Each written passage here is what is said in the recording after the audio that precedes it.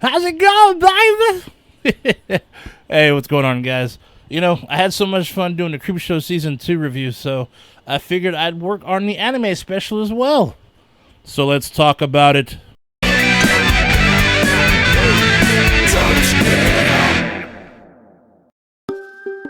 The Creepshow anime special was released October of 2020. And fair warning, there will be spoilers in this review. So if you have not watched this, do not watch this review. I repeat, do not watch the review. Anyhow, let's do this. Okay, so this special had two stories. The first one is called Survivor Type, starring the voice talents of Kiefer Sutherland. It's about a man who is determined to stay alive, alone on a deserted island, no matter what cost. This dude is trapped on a deserted island, just the seagulls, a corpse, some scattered items that made it to shore from the ship he was on. A surgeon by profession, his hands are the most important thing. He thinks he'll find a way off this island because he always finds a way. All his life, he has found a way out of crazy circumstances. He draws a help me sign in the sand, so when rescues come, they'll know he's there. Until then, he is left to his own volition. The sad part is he messes his foot up really bad. So bad to the point he has to use his little army knife to hack it off. Bandages it up, but he's not worried. Then he's messed the other foot up. He has to do the same thing to that foot, but he's still not worried. Help is coming, and he still has his hands. That's all he's thinking. But then later in the story, he has to cut off what's left of his legs, and then his body begins to deteriorate. He's out of water, can't run after seagulls now for food. Man's got to eat to survive, right? So, eventually, he gets to a point where he has to eat his own fingers. Like lady fingers, man, like lady fingers. Needless to say, his luck has run out. This was an excellent story.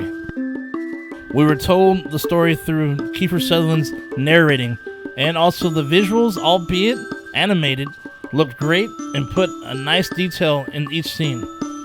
From the breaking of the foot to cutting off limbs made it real nasty to see, but in a good way. The storytelling was great. Hearing Kiefer talking from the beginning, where he sounded more confident, to the end where he sounded weak and desperate, just made it for me. I also enjoyed him explaining his past and how he was able to always find a way to be okay. But this time, his luck ran out.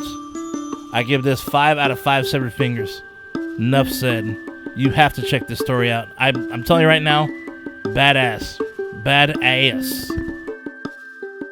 And the next story is called Twittering from the Circus of the Dead, with the voice talents of Joey King. And this one's about a teen's family road trip, includes a visit to the gravest show on earth. You have this girl with her family, her brother, mom, and dad on a road trip. She uses Twitter to report the entire trip. They take a detour and find a circus.